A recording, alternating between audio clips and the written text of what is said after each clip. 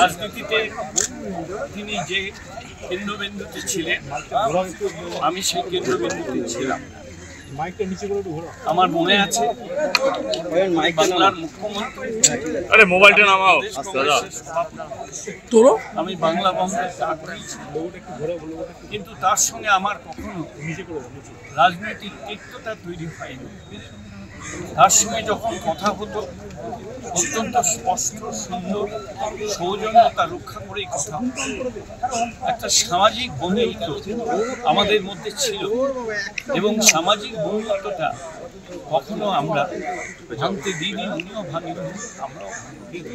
ওনার ভিতরে একটা ভদ্রতা, সৌজন্যতা বোধ ছিল, সেটাকে আমি যথেষ্ট সহিষ্ণুতা।